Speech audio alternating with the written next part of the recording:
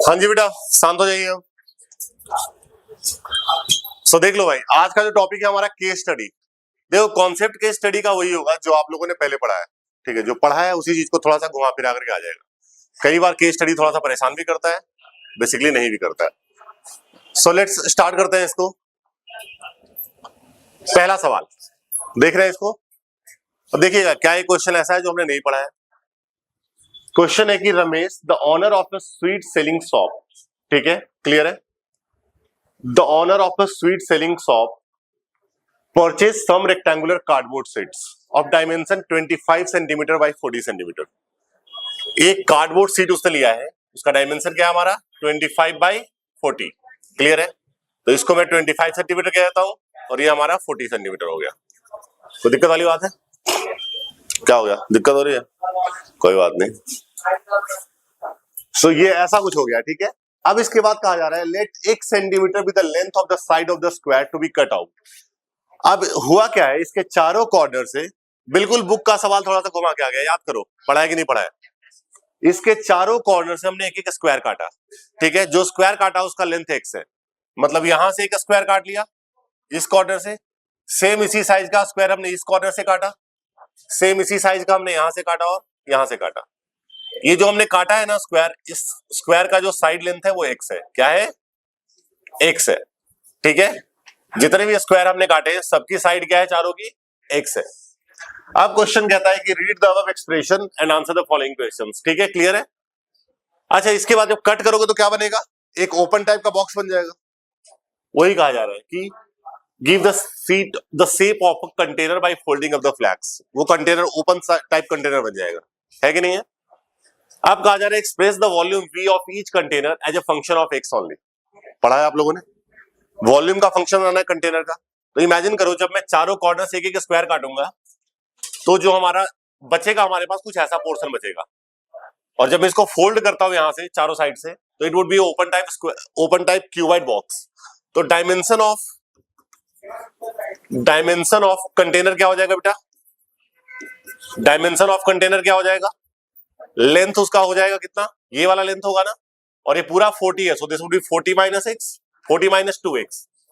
Breath कितना हो गया, 25 है पूरा, x और x चला गया, 25 माइनस 2x।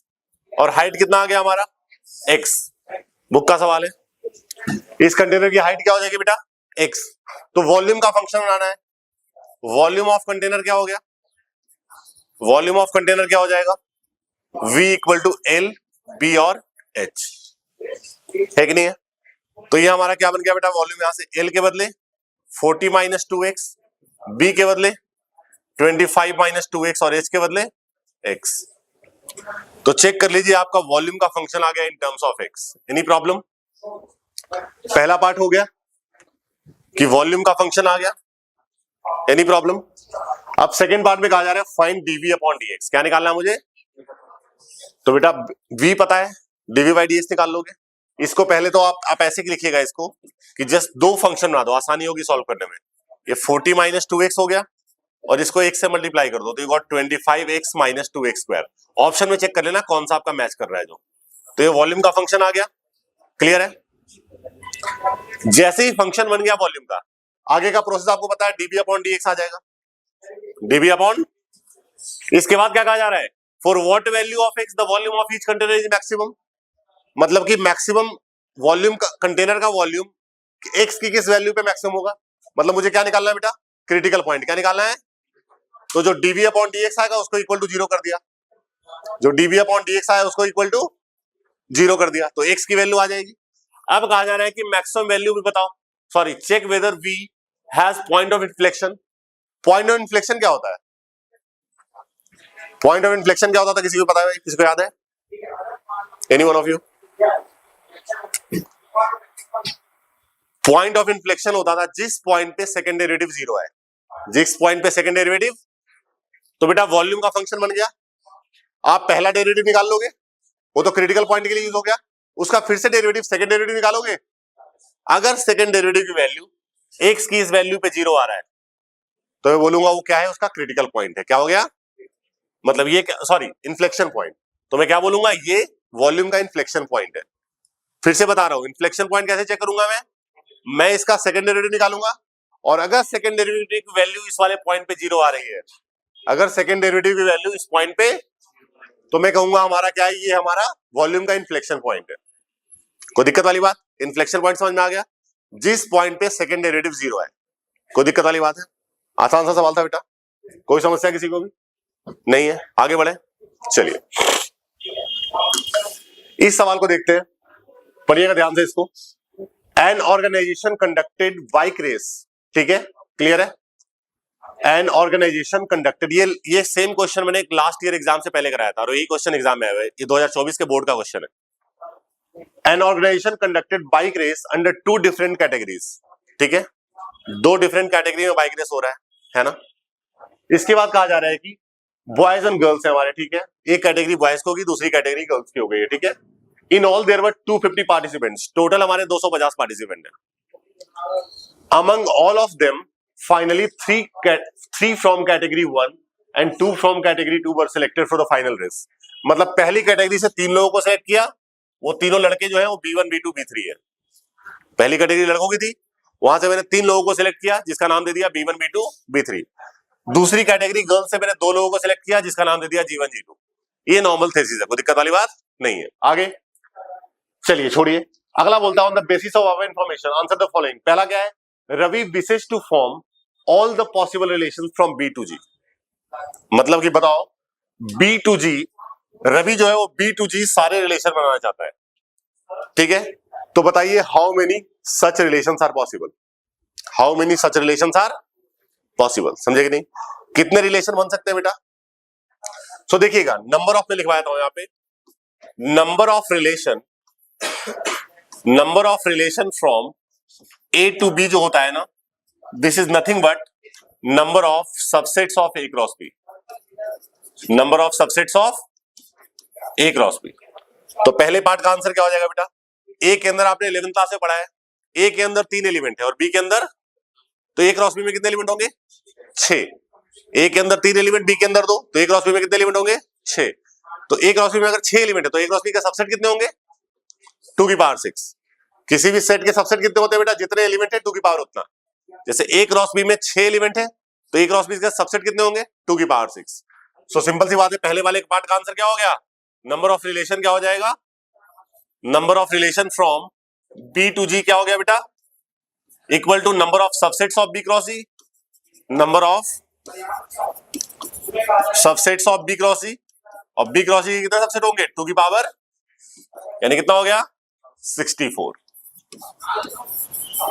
क्लियर है? तो number of relation from B to G क्या हो जाएगा? Number of subsets of B cross C, that is 2 की पावर 6, दैट इज 64। कोई दिक्कत वाली बात? Any problem? चलिए सेकंड पार्ट क्या कहता है बेटा? Right smallest equivalence relation on G। Equivalence relation क्या होता है? जो रिफ्लेक्सिव भी हो, सिमेट्रिक भी हो और ट्रांजिटिव भी हो। तो right the smallest equivalence relation on G। तो देखिए बेटा, G है क्या हमारा? G है हमारा G1 G2, है ना। अब स्मॉलेस्ट इक्विवेलेंस रिलेशन लिखना है, smallest equivalence relation from G to G। G पे लिखना है यानी कि G to G, है ना। तो क्या हो जाएगा बेटा? एक रिलेशन लिख रहा हूं मैं, इसके अंदर एलिमेंट हो गया G1 और G2 G2। ये स्मॉलेस्ट रिलेशन है जो कि रिफ्लेक्सिव भी है, सिमेट्रिक भी है और ट्रांजिटिव भी है। रिफ्लेक्सिव भी है, सिमेट्रिक भी है, और तो ये क्या है हमारा? Smallest equivalence relation on G है हमारा, ठीक है, क्लियर है। क्योंकि देखिए सेम एलिमेंट है, G1 G2 तो हमारा रिफ्लेक्सिव हो गया। G1 है तो इसका उल्टा G2 भी है, सॉरी G1 का उल्टा G1, ये सिमेट्रिक भी है, एंड सो ऑन। तो ये जो हमारा रिलेशन है ये रिफ्लेक्सिव, सिमेट्रिक एंड ट्रांजिटिव तीनों ही है। ट्रांजिटिव क्यों है? क्योंकि ट्रांजिटिव का क्राइटेरिया G1 के बाद कुछ और हो ही नहीं रहा ऐसा, तो ऑब्वियसली हमारा ये ट्रांजिटिव है, समझे कि नहीं? So this is the smallest equivalence relation on G, which is reflexive, symmetric as well as transitive. कोई दिक्कत वाली बात? Any problem? चलिए नेक्स्ट सवाल देखिएगा बेटा, देखिए ध्यान से, थोड़ा नया टाइप का क्वेश्चन है। कहा जा रहा है Arka about 2 cages of birds. Arka ने वर्ड के 2 केजेस खरीदे, ठीक है। Cage 1 contains 5 parrots and 1 owl. Cage 1 में हमारा 5 पैरेट्स है और 1 ऑल है, ठीक है। केस 2 की बात करें, केस 2 कंटेन्स 6 पैरेट्स, यहां पे 6 पैरेट्स है, कोई दिक्कत है? केस 1 और केस 2 की बात हो रही है, समझ में आया बेटा? अब हुआ क्या मामला, यहाँ पे ध्यान से देखो, प्रोबेबिलिटी का सवाल है भाई। सबसे पहला कहा जा रहा है one day Arka about to lock both cages and 2 words flew from cage 1 to cage 2। हुआ क्या है, केज 1 से केज 2 में 2 वर्ड उड़ के चले गए, केज 1 से केज 2 में 2 वर्ड उड़ के, फिर क्या हुआ, then 2 words flew back from cage 2 to cage 1। अब केज 2 से केज 1 में 2 वर्ड वापस आ गए, पहले यहां से 2 यहां गए, फिर यहां से 2 यहां आ गए। अब वो 2 कोई भी हो सकते हैं, यहां से वहां 2 कोई भी गए होंगे, पता नहीं है, वहां से 2 कोई भी आए होंगे, जरूरी नहीं है कि जो गए वही आए होंगे, है ना। आगे कहा जा रहा है कि कुछ आगे बता, all birds have equal chances of flying, वही जो मैं कह रहा था। On the basis of information answer the following questions. When 2 words flew from cage 1 to cage 2, 2 bird यहां से वहां गए एंड 2 वर्ड्स फ्लू बैक, जैसा क्वेश्चन था, find the probability owl is still in cage 1। Owl जो है वो still cage 1 में, इसकी प्रोबेबिलिटी बतानी है। तो ऐसे क्वेश्चन करने का तरीका देखिएगा, ये किसी कॉन्सेप्ट का क्वेश्चन नहीं है बेटा, ना तो सिंपल सा नॉर्मल प्रोबेबिलिटी है ये, ना तो आपका बेस थ्योरम है, ना कुछ भी, ऐसा कुछ भी नहीं है, ठीक है। तो इवेंट ए बना रहा हूं मैं, पहले ए पता है क्या होगा कि 1 parrot and 1 owl flew from cage 1 to cage 2, cage 1 to cage, पहला मैंने क्या माना है कि जो केज 1 से केज 2 में जाएगा वो क्या हो सकता है बेटा, एक पैरेट चला जाए और एक उल्लू चला जाए, ऐसा हो सकता है। एक इवेंट बी बना रहा हूं मैं, बी क्या हो गया बेटा, दोनों यहां से पैरेट चला गया, ऐसा हो सकता है। 2 parrot flew from cage 1 to cage 2, cage 1 to cage, यहां से एक दूसरा इवेंट मैंने क्या बनाया कि 2 पैरेट यहां से वहां चले गए, है ना बेटा।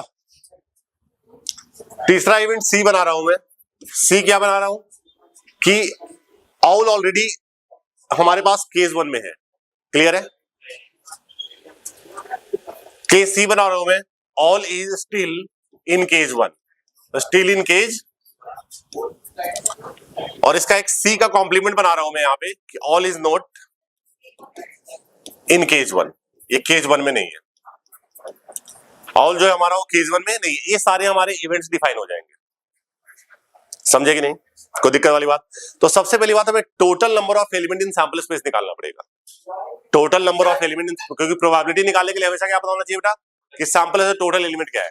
तो सारी पॉसिबिलिटी जो हमारी बनेगी, मैं निकालूंगा यहाँ पे ए और सी का intersection, number of element in A intersection C, number of element in, logic समझना है यहाँ पे, number of element in A intersection C कर रहा हूं मैं, मतलब क्या हुआ, ए भी और सी भी हो, ए भी और, मतलब क्या हुआ बेटा, ए भी और सी भी हो, मतलब एक पैरेट यहां से उड़ जाए और एक ऑल उड़ जाए, कोई दिक्कत वाली बात है कि नहीं है? क्या बी और नहीं, सर उसमें से एक उड़ गया तो सी में क्या चीज, ए में से चला गया ना, हाँ, तो केज 1 में कैसे रहेगा बेटा यहाँ पे क्या हुआ, 2 पैरेट्स फ्लू फ्रॉम केज, ये सारे इवेंट्स बनाए हैं मैंने, रिलेशन नहीं है इनमें कुछ भी, इसको इससे मत जोड़ो आप बोलोगे सर ये वाला हुआ तो ये कैसे हो गया, तो कोई रिलेशन नहीं है दोनों में, 4 मैंने इवेंट्स डिफाइन किए हैं, हाँ 2 पैरेट उड़ के गए, हाँ तो लेकिन इसको इससे मत जोड़ो ना आप, आ जाओ बेटा, इसको आप इससे मत जोड़िए, ये अलग इवेंट हो गया, अलग इवेंट हो गया, जैसे मैं नहीं कह सकता हूँ 1 3 5 के होने को मैंने इवेंट ए बोल दिया और 5 के होने को मैंने इवेंट बी कह दिया, पॉसिबल है ना। जब मैंने सपोज एक डाई को थ्रो किया तो मैं कह सकता हूँ भाई कि 1 3 5 को मैंने इवेंट ए कह दिया और ओनली एक 5 होने को मैंने इवेंट बी कह दिया, पॉसिबल है ना, पॉसिबल है ना जी। तो आप बोलोगे सर 1 3 5 को आपने इवेंट ए बोला, फिर 5 को फिर आपने इवेंट बी कैसे बोला, मेरी बात नहीं समझे। जैसे मैं कह रहा हूँ एक इवेंट ए बना रहा हूं मैं 1 3 5 के होने को, डाई फेंका है मैंने, और इवेंट बी बना रहा हूं 5 के होने को, पॉसिबल है ऐसा।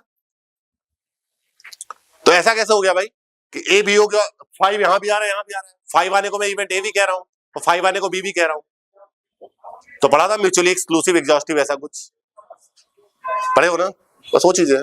तो तो हम इवेंट्स को डिफाइन कर रहे हैं, इवेंट्स तो कैसे भी बन सकता है कि नहीं है? अब देखिएगा बेटा क्या हुआ। तो ये हमने इवेंट्स बनाए हैं, ठीक है। अब मैं सारे पॉसिबल आउटकम्स ले रहा हूं। सबसे पहली बात, ए इंटरसेक्शन सी में कितने एलिमेंट होंगे? ए जितनी पॉसिबल, मैं सैंपल स्पेस डिफाइन करता हूं, सैंपल स्पेस में कितने एलिमेंट होंगे, मतलब जितनी पॉसिबिलिटी हो सकती है। तो मैं ए इंटरसेक्शन सी में, थोड़ा सा सवाल है ऐसा जो आपको एक थ्योरेटिकल टाइप का क्वेश्चन आपको समझना पड़ेगा, कॉमन सेंस का सवाल यहाँ पे आ रहा है, ये कोई प्रोबेबिलिटी का कॉन्सेप्ट नहीं है, ठीक है। तो ए इंटरसेक्शन सी में कितने एलिमेंट होंगे, मतलब क्या होगा बेटा, ए भी हो और सी भी हो, मतलब कि ये वाला, मतलब एक पैरेट यहां से फ्ली करे और एक आउल उड़ जाए। क्लियर है? थोड़ा सा दिक्कत होगा आपको समझना, उसके बाद बताऊंगा। तो यहां से एक पैरेट कितने पे भी जा सकता है बेटा? 5 में से एक पैरेट, 5 में से, कोई दिक्कत वाली बात, एनी प्रॉब्लम? अब क्या हो जाए उसके बाद, उल्लू, एक उल्लू चला गया तो 1 में से एक, 1C1 है ना। अब यहां पे आउल होना भी चाहिए, यहां पे आउल होना भी चाहिए। अब यहां से उड़ के आना है वापस, 2 यहां से वापस भी आ रहे हैं ना। अब देखो बेटा, पैरेट यहां पे एक और चला गया, कितने पैरेट हो गए? 7। यहां कितने पैरेट हो गए? तो 2 जब उड़ के आ रहे हैं, और 2 उड़ के कैसे आ सकते हैं बेटा? 7 में से, 7 में से हमारा सपोज एक आ गया, और ये उल्लू तो वापस ही है, क्योंकि एक उल्लू वापस ही है कि नहीं है? तो 7 में से एक आ जाए और बाकी 1 में से एक आ जाए, कोई दिक्कत वाली बात? ये टोटल आउटकम हो गया, कितना कितना हो गया? ये 5C1 हो गया 5, ये 1 हो गया, 7C1 हो गया 7, और ये 1 हो गया, तो 35। मतलब इसके फेर में 35 है। लॉजिक समझे ना भाई? यहां से 5 में से एक गया, फिर 1 में से एक गया। अब क्योंकि उल्लू वापस भी आनी है, तो वहां से 1 में से एक तो वापस आएगा, सी है ना, तो आउल ऑलरेडी होना चाहिए केस 1 में, तो एक वापस आ गया, फिर बाकी पैरेट हो गया वहां पे 7, क्योंकि एक उड़ के गया था ना, तो 7 पैरेट हो गया। पहले 6 था, एक उड़ के गया 7, 7 में से एक वापस आ गया। चलिए अब मैं निकाल रहा हूं, A intersection C dash. A intersection, इसका मतलब क्या हुआ भाई? ए हो और सी भी हो, सी डैश भी हो, ए भी और, मतलब समझना क्या हुआ, ए हो मतलब एक पैरेट और एक आउल गया, तो 5 में से एक गया और 1 में से एक गया, कोई दिक्कत? अब सी डैश हो, सी डैश का मतलब आउल नहीं है केज 1 में, अब आउल नहीं है केज 1 में, मतलब वहां से आउल वापस नहीं आई, वहां से आउल, मतलब 2 कौन से आए? पैरेट आए हैं, यानी 7 में से 2 आए हैं, इंटू 7C2, कितना हो गया बेटा? ये 5 हो गया, 1C1 7C2 कितना होता है? 21, 105, समझे कि नहीं? Any problem? अब मैं निकाल रहा हूं number of element in B intersection C, number of element in B intersection C, मतलब बी भी और सी भी हो, 2 पैरेट गए यहां से, 2 पैरेट गए, क्लियर है? तो क्या हुआ बेटा, 2 पैरेट यहां से आ गए तो क्या हो जाएगा हमारा? 5 में से 2 गए, 5C2। जब पैरेट गए तो वहां पे कितने हो गए बेटा? 8 हो गए, कितने हो गए? 8 पैरेट होगा, 8 में से 2 उल्लू तो गया ही नहीं, तो 8 में से 2 वापस आएंगे, तो 8 में से कोई भी 2 वापस आ सकते हैं। इसकी वैल्यू क्या हो जाएगी? ये हमारा 5C2 की वैल्यू 10 हो गया, 5C2 की वैल्यू 10 हो गया, और 8C2 कितना हो जाएगा? 28। ये हो गया हमारा, ये आ गया बेटा हमारा 280, कितना आ गया? अब मैं निकाल रहा हूं number of element in B intersection C dash, मतलब B intersection C dash, B हो, 2 पैरेट, 2 पैरेट चले गए यहां से, तो कितने पेज में जाएंगे बेटा? 5C2, ठीक है, 5C2, ये तो हो गया मेरा 5C2, अब बाकी वहां पे 8 हो गए, और ऑल इज नॉट, ये तो हमारा देखो, हाँ, बी इंटरसेक्शन यहाँ पे क्यों बी इंटरसेक्शन सी बोला ना? All is still in case 1 है बेटा, तो यहाँ तो 8 ही करूंगा ना, तो 2 पैरेट गए यहां से, तो 5C2, 2 पैरेट यहां से गए 5C2, तो वहां से जो कितने हो गए? 8 हो गए, 8 में से 2 आए, है कि नहीं है? तो हमने ए इंटरसेक्शन से निकाल लिया, ए इंटरसेक्शन सी डैश निकाल लिया, बी इंटरसेक्शन सी निकाल लिया। बी इंटरसेक्शन सी डैश का मतलब क्या हुआ बेटा? बी हुआ है, 2 पैरेट गए, 2 पैरेट गए 5C2, और all is not in case 1, ये तो गलत बात है। जब 2 पैरेट जाएंगे तो ऑल तो केस 1 में रहेगा, नहीं समझे भाई? जब यहां से 2 पैरेट जा रहे हैं तो सी डैश कैसे हो सकता है? सी डैश नहीं हो सकता ना जी, इलॉजिकल हो गया ना, मेरी बात समझे कि नहीं? जब 2 पैरेट यहां से गए तो एक ऑल तो रह गया ना यहाँ पे, तो इसकी वैल्यू क्या हो जाएगी आपकी? 0। ये क्या हो जाएगा मेरा 0 हो गया। तो total number of element in sample space क्या आ गया बेटा, number of element in sample space क्या हो गया, ऐड कर दो 280 380 385 390 420। अगर मैं गलत नहीं हूं तो भाई मैं ओनली जोड़ रहा हूं, there might be any mistake, ध्यान से देखना है। तो टोटल एलिमेंट कितने होंगे सैंपल स्पेस में, ठीक है। अब मैं सवाल पे आता हूं, सवाल क्या बोलता है बेटा, पहला सवाल क्या कह रहा है मेरा, when two birds flew from cage 1 to cage 2 and two birds flew back, find the probability the all is still in cage 1। मतलब मुझे क्या निकालना है, all is still in cage 1, probability of C। क्या निकालना है बेटा, पहले पार्ट में मुझे निकालना है probability of C। probability of C क्या होगा बेटा, मतलब all in cage 1, इसका मतलब या तो A हो और ये दोनों साथ में हो, या तो ये दोनों साथ में हो, मतलब A इंटरसेक्शन C और B इंटरसेक्शन C की प्रोबेबिलिटी। जो केसेस हमने बनाया इसके अकॉर्डिंग ये वाला केस हो और ये वाला हो, और ये होना नहीं, ये इसको लेना नहीं है, तो A intersection C plus B intersection C की प्रोबेबिलिटी, यानी मुझे निकालना है probability of A intersection C plus probability of B intersection C। तो बेटा A इंटरसेक्शन C की प्रोबेबिलिटी कितनी हो जाएगी, A इंटरसेक्शन कितने एलिमेंट है 35, टोटल सैंपल इसमें 420। B इंटरसेक्शन C की प्रोबेबिलिटी क्या हो गया बेटा, B इंटरसेक्शन कितने एलिमेंट है 280 और डिवाइड बाय टोटल एलिमेंट 420, तो ये कितना आ गया हमारा 280 315 315 अपॉन 420। सिंप्लीफाई कर सकते हैं आप लोग, है कि नहीं।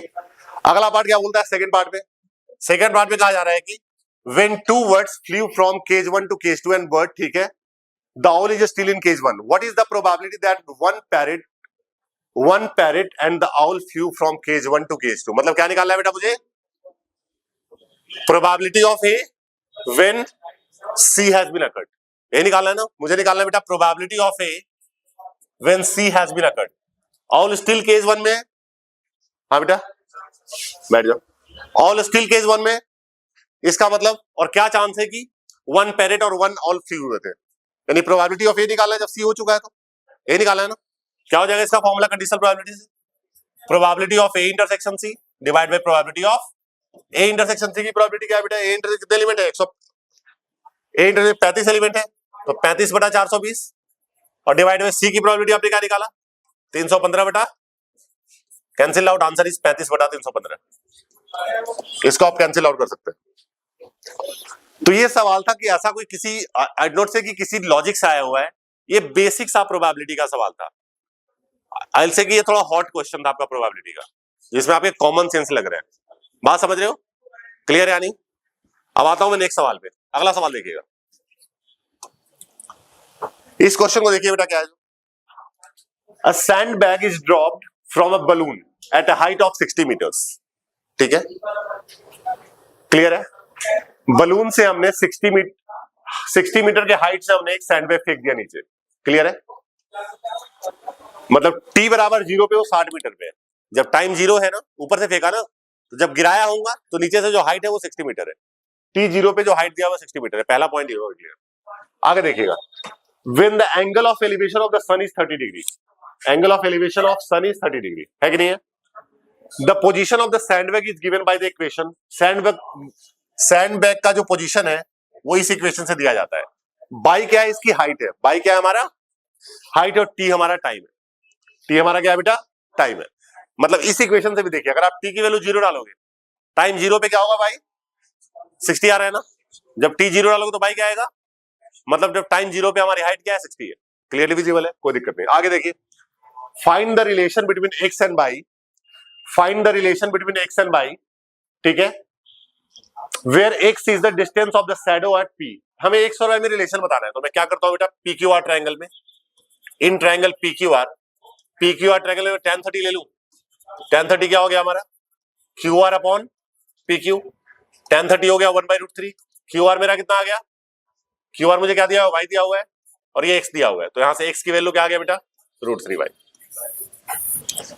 रिलेशन आ गया हमारे x और y में, क्या भाई शुभम जी,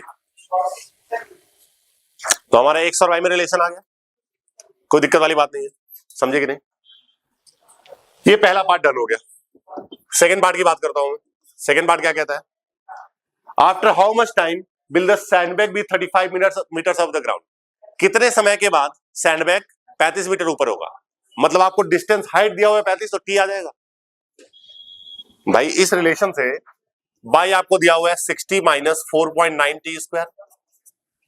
तो जब वेन y इक्वल टू 35 होगा बेटा, बाई आपको 35 दिया हुआ है, तो क्या हो गया 35 equal to 60 minus 4.9 T square. Side change कर दो, 4.9 टी स्क्वायर इक्वल टू क्या आ गया 60 माइनस 35, 60 माइनस, तो 4.9 टी स्क्वायर क्या आ गया बेटा यहां से हमारा 4.9 टी स्क्वायर इक्वल टू ये हो गया हमारा 25। सो टी स्क्वायर की वैल्यू हो गया 25 अपॉन 4 पॉइंट, डेसिमल गया ऊपर 10 हो गया बेटा, तो आ गया टी स्क्वायर की वैल्यू 250 बटा 49 है कि नहीं है। इसको मैं ऐसे भी कह सकता हूं, चलो ये इसकी वैल्यू आप जब निकालोगे तो आपको मिलेगा 5/7, इसका रूट हो गया 5, 7 इसका रूट 10, 10 का हो गया 5√10/7 सेकंड आ गया। जब टाइम इतना होगा तो हाइट कितना होगा बेटा 35। कोई दिक्कत है किसी को भी, कोई प्रॉब्लम है किसी को कि जब टाइम इतना होगा तो हाइट क्या होगी 35। कोई दिक्कत, सेकंड पार्ट का आंसर आ गया। थर्ड पार्ट क्या बोलता है मुझे, find the rate at which the shadow of the sandbag is travelling along the ground when the sandbag is at height of 35 meters. ठीक है, find the rate at which the shadow of the sandbag is travelling, है ना, shadow किस rate से travel कर रहा है। कोई दिक्कत है तो देखिएगा, जब आपको टाइम दिया हुआ है, टाइम क्या क्यों दिया हुआ है, क्योंकि हाइट आपको दिया हुआ है 35 मीटर। जब हाइट 35 हो तो ऑब्वियसली बात है टाइम उस समय कितना होगा, जब हाइट 35 होगा तो भाई मतलब टाइम टी की वैल्यू इतना होगा। चलिए, तो एक्स आपको क्या दिया बेटा तीसरे वाले पार्ट में, हमने अभी एक रिलेशन निकाला, एक्स की वैल्यू क्या निकाली मैंने √3 क्या निकाला √3। शैडो एक्स ही है ना, शैडो क्या है, तो मुझे dx/dt निकालना है। क्या निकालना है, dx by rate of change of shadow निकालना है, मतलब मुझे dx/dt निकालना है। ठीक है, चलो बाई की वैल्यू डालता हूं, बाई क्या हो गया मेरा, बाई क्या दिया बेटा मुझे 60 माइनस 4.9 टी स्क्वायर। चलो अब dx अपॉन dt निकालो, dx अपॉन dt क्या हो गया मेरा √3, तो एज इट इज 60 का 0 और माइनस 9.8 टी है कि नहीं है, ये आ जाता है माइनस 9.8 √3 इंटू टी। अब ऑब्वियसली बात है आपको क्या निकालना है बेटा dx/dt की वैल्यू, कब, जब टाइम की वैल्यू इतना होगा, तो एट t इक्वल टू 5√10/7। ऐसा क्यों, क्योंकि आपको बताना है जब हाइट 35 हो उस समय क्या होगा। क्लियर है, हाइट 35 हो उस समय क्या होगा, तो हाइट के लिए तो बाई चाहिए मुझे, बाई तो है नहीं इसमें, तो टी तो लेकिन मेरे पास है ना, क्योंकि हाइट 35 तभी होगा जब टाइम इतना हो। अभी निकाला था आपने, हाइट 35 तभी होगा जब टाइम क्या हो इतना हो। ठीक है, तो टाइम की वैल्यू डाल दो इसमें, तो माइनस 9.8 √3 और टी के बदले 5√10/7, ये हो गया एक्स है ना, तो मीटर, मीटर में है ना, मीटर पर सेकेंड, मतलब कि इस रेट से डिक्रीज करेगा। नेगेटिव का मतलब क्या बता रहा है बेटा, इस रेट से वो डिक्रीज करेगा, समझे कि नहीं, कोई दिक्कत वाली बात है। चलिए आगे क्या बोलता है, how fast is the height of the shadow decreasing, decreasing when 2 seconds have elapsed। जब 2 सेकेंड elapse हो गया है तो हाइट ऑफ द शैडो किस रेट से डिक्रीज कर रहा है, तो बेटा यहां से आ जाएगा वो, तो देखिएगा चौथे वाले पार्ट में, इसका जो और वाला पार्ट है बाई की मैं यूज कर लेता हूं क्योंकि हाइट की बात हो रहा है मुझे। इक्वेशन आपको समझना पड़ेगा कौन सा लूंगा, मुझे dy अपॉन dt निकालना है, हाइट निकालना है ना, तो dy क्योंकि टाइम दिया हुआ है तो dy अपॉन dt क्या हो गया बेटा 60 का 0 माइनस 9.8 है ना। आपको निकालना क्या है, आपको निकालना है dy अपॉन dt की वैल्यू कब, जब टाइम 2 सेकेंड हो, जब टाइम, तो क्या आ गया माइनस 9.8 इंटू 2, ये मीटर पर सेकेंड आ गया, यानी कि 17 कितना हो गया 17 पॉइंट, सॉरी हाँ 2 seconds have elapsed. हाँ 2 सेकंड, टाइम की वैल्यू 2 सेकंड हो गई है, टाइम 2 सेकंड हो गया है, तो हाइट किस रेट से चेंज कर रहा है, मतलब आपको dy अपॉन dt निकालना है कब, जब t की वैल्यू 2 है। तो बताओ मोनिया समझ में आया, कोई दिक्कत वाली बात है। तो देखो केस स्टडी में वही होता है बेटा, आपको समझना होता है किसका क्या इस्तेमाल करना है, ये आपको सब पकड़ना पड़ेगा, कोई दिक्कत वाली बात नहीं है ना। ठीक है, चलिए नेक्स्ट देखिएगा बेटा, इस सवाल को देखिए, a salesman receives a commission for each sale he makes, खाली समझने की कोशिश करो, क्लियर है। चलिए सब कुछ दिया हुआ है, मुझे देखते ही समझ में आ गया, क्या करना है, के निकालना होगा, निकाल लूंगा मैं के, बस एक नया चीज इस क्वेश्चन में आ रहा है, बस एक नया चीज आ रहा है भाई साहब, चले अगर तो सुला देगा आसपास वालों को, तो बेचारी 80 महीने में एक दिन आती है। हाँ तो क्या मतलब सर्टिफिकेट मिल गया, कहीं भी फैल जाओ। हाँ जी देखिएगा, पहले पार्ट में के निकालना है बेटा, क्या निकालना है, तो पहले पार्ट का आंसर आ जाएगा, के कैसे निकालोगे, सारी प्रोबेबिलिटी को जोड़ दो, सारी प्रोबेबिलिटी को जोड़ दो तो ये हो गया 0.42 plus 3k plus 0.3 plus 0.05 plus 2k plus 0.03 equal to 1। K की वैल्यू आ जाएगी यहां से, क्या आ रहा है के 3 2 5k और ये हो गया हमारा,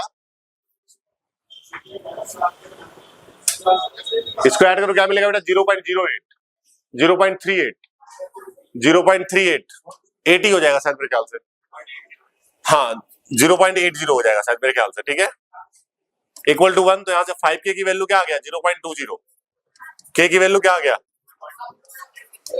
नीचे 100 हो गया 25 था, तो ये आ गया बेटा 1/, k की वैल्यू आ गया 1/25। समझे कि नहीं? आगे देखिए, evaluate probability x greater than equal to 3। Second part में क्या करना है, probability x greater than equal to, मतलब x की वैल्यू 3 या 3 से ज्यादा होगी उसकी प्रोबेबिलिटी, मतलब क्या निकालना है 4 5, इसका मतलब probability x equal to 4 plus probability x equal to 5 है कि नहीं है। 4 की प्रोबेबिलिटी क्या होगी बेटा 2k, 5 की क्या है 0 point greater than equal to 3 है ना, हाँ 3 भी होगा सॉरी 3 4 और 5 डाल दो सारी वैल्यूज। 3 की प्रोबेबिलिटी क्या थी 0.05 प्लस 2k और ये हो गया 0 पॉइंट, तो k की वैल्यू डाल दो बेटा 2k प्लस 0.08, k मुझे पता है डाल दो आंसर आ जाएगा, कोई दिक्कत वाली बात नहीं है। अगला क्या बोलता है, calculate the expected weekly income of the salesman assuming he works 5 days per week. हफ्ते में 5 दिन काम करता है तो वीकली इनकम क्या होगा। तो बेटा आपको एक कंडीशन यहां पे दिया हुआ है हिज डेली इनकम, उसका जो डेली इनकम है ना वो इस रिलेशन से गिवन हुआ है, तो आपको पहले एक्सपेक्टेशन ऑफ वाई निकालना पड़ेगा। आपको पहले एक्सपेक्टेशन ऑफ वाई निकालने के लिए आपको पहले एक्सपेक्टेशन ऑफ, हिंट दे रहा हूं मैं इसको, आप खुद करेंगे। आपको पहले एक्सपेक्टेशन ऑफ एक्स निकालना पड़ेगा, देखिएगा ध्यान से। एक्स का एक्सपेक्टेशन आ जाएगा, क्या बताया था मैंने 0 इंटू मल्टीप्लाई, यही होता था ना एक्सपेक्टेशन ऑफ एक्स का formula, summation of x into probability of x, x into probability of x, यही होता था। तो आपको एक्सपेक्टेड डेली इनकम जो होगा ना बेटा, एक्सपेक्टेड डेली इनकम जो होगा वो ऐसे निकाला जाएगा। कैसे निकलेगा, एक्सपेक्टेशन ऑफ वाई, क्योंकि डेली इनकम वाई है ना, डेली इनकम क्या है मतलब एक्सपेक्टेशन ऑफ वाई निकालना है। और वाई क्या दिया हुआ मुझे, वाई क्या दिया हुआ है मुझे 800x प्लस, इसका एक्सपेक्टेशन का मतलब क्या हो गया 800 ऐसी बाहर आ जाएगा, एक्सपेक्टेशन ऑफ एक्स प्लस 50 का एक्सपेक्टेशन 50 ही होगा। अब देखो एक्सपेक्टेशन ऑफ एक्स आपने निकाल लिया, यहाँ पे एक्सपेक्टेशन ऑफ एक्स आपने निकाल लिया होगा, डाल दो एक्सपेक्टेशन ऑफ वाई आ जाएगा। एक्सपेक्टेशन ऑफ वाई का मतलब पता है क्या हुआ, इसका मतलब हुआ एक्सपेक्टेड डेली इनकम, मतलब कि एक्सपेक्टेड का मतलब एक्सपेक्ट है, ये कंफर्म नहीं है, मतलब एक दिन का जो एक्सपेक्टेड डेली इनकम है वो आपका कुछ ऐसा है। तो एक दिन का अगर इतना जो भी आ गया आपका, वन डे का आ जाएगा यहां से, तो आपको बोल रहा है 5 डेज का बताओ, इंटू 5 कर दोगे, बात समझ रहे हो, आपसे बोलेगा इंटू 5 डेज का बताओ, 5 से इंटू कर दोगे। अगले पार्ट में बोल रहा है कैलकुलेट एक्सपेक्टेड वीकली इनकम, अगर वो हफ्ते में 3 दिन काम करता है तो इसको 3 से मल्टीप्लाई कर दो, मतलब जितने दिन काम करेगा उतने से ही मल्टीप्लाई करूंगा ना। वीक में 5 दिन काम करेगा इंटू 5 कर दूंगा, वीक में 3 दिन काम करेगा इंटू 3 कर दूंगा, समझे कि नहीं, कोई दिक्कत वाली बात है। वो 5 डेज काम कर रहा था इंटू 5 कर दूंगा, तो यहां से एक्सपेक्टेशन ऑफ वाई का मतलब क्या आ गया, एक्सपेक्टेड डेली इनकम आया, मतलब डेली एक दिन के इनकम का एक्सपेक्टेशन वैल्यू, ठीक है। हफ्ते में 5 दिन काम करता है इंटू 5 कर दो, हफ्ते का एक्सपेक्टेड वैल्यू आ गया। 4 दिन काम करता है 4 से मल्टीप्लाई कर दो, 3 दिन करता है 3 दिन कर दो, कोई दिक्कत वाली बात, समझे कि नहीं, सॉर्टेड है मामला।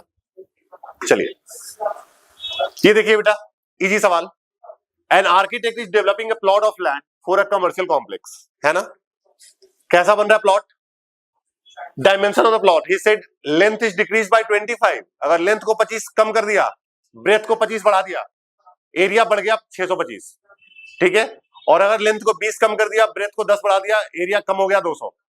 Formulate linear equation in X and Y, चलो भाई ठीक है, ये एक्स हो गया इसका लेंथ, वाई हो गया ब्रेथ, क्या बोलता है बेटा, सबसे पहला कंडीशन क्या बोलता है कि अगर लेंथ को मैंने 25 कम कर दिया, लेंथ को मैंने 25 कम कर दिया एंड ब्रेथ को मैंने 25 बढ़ा दिया, ब्रेथ को मैंने 25, तो एरिया मेरा 625 बढ़ गया। एरिया कितना होता है लेंथ टू ब्रेथ, एरिया क्या होगा इसका, ये 625 हमारा बढ़ गया, कितना बढ़ गया 625। सॉल्व कर दो बेटा इसको, ये मैट्रिक्स का क्वेश्चन है, मैट्रिक्स अलजेब्रा का, डिटर्मिनेंट इक्वेशन सॉल्विंग। तो ये क्या हो गया हमारा, X Y plus 25x minus 25y minus 625 equal to X Y plus, बेटा एक्स वाई और एक्स वाई कट गया, 25x minus 25y equal to 625 plus 625 1250। चाहो तो इसको डिवाइड बाई 25 कर दो, डिवाइड बाई थोड़ा छोटा बन जाएगा, x minus Y equal to 50। पहला इक्वेशन आ गया बेटा, ठीक है। अगला कंडीशन क्या कहता है, लेंथ इज डिक्रीज बाय 20, यानी ये x माइनस 20 हो जाए, और breadth is increase by 10, breadth हमारा प्लस 10 हो गया, तब एरिया क्या होता है बेटा, 200 कम हो जाता है, एरिया हमारा 200। अब ये क्या बन गया मेरा, x Y plus 10x minus 20y और माइनस 200, ये हो गया बेटा X Y minus 200, X Y और एक्स वाई कट गया, माइनस 200 कट गया, क्या बचा 10x minus 20y equal to 0, 10 common ले लिया, x minus 2y equal to, तो ये हो गया बेटा सेकंड इक्वेशन। क्या क्वेश्चन कह रहा था, formulate the linear equations in X and Y, बन गया लीनियर इक्वेशन, पहले पार्ट का आंसर आ गया। सेकंड पार्ट क्या कहता है, find the dimension of the plot by matrix method, मतलब एक्स और वाई निकालना है, इनको सॉल्व करके बताया ना तरीका सॉल्व करने का, एक्स और वाई निकालना है, दो इक्वेशन आ गया बेटा। तो क्या तरीका बताया था, एक मैट्रिक्स ए बनेगा, वेरिएबल का मैट्रिक्स 2 क्रॉस 2 का है, 1 माइनस 1 1 माइनस 2, एक मैट्रिक्स एक्स होगा वेरिएबल का मैट्रिक्स, और एक मैट्रिक्स बी होगा, बी किसका मैट्रिक्स, राइट साइड वाले का 50 0, कोई दिक्कत वाली बात। फिर आप लिखते थे ए एक्स इक्वल टू बी, याद आया, तो यहां से एक्स की वैल्यू क्या आती थी, A inverse B, number first third equation कह दिया इसको। अब ए पता है मुझे, ए इनवर्स निकाल लूंगा, माइनर कोफैक्टर वाला तरीका यूज करना है भाई, शॉर्टकट मत यूज कर लेना इसमें। तो ए का इनवर्स आ जाएगा, जब ए इनवर्स आ गया बी से मल्टीप्लाई कर दो, 100y की वैल्यू आ जाएगी। बताओ आ जाएगा कि नहीं, कोई दिक्कत वाली बात, एनी प्रॉब्लम, कोई समस्या नहीं है, बहुत ही बढ़िया। तो इतना कुछ करते हैं बेटा, इसको एक बार ध्यान से समझो, फिर आगे लेता हूं फिर मैं।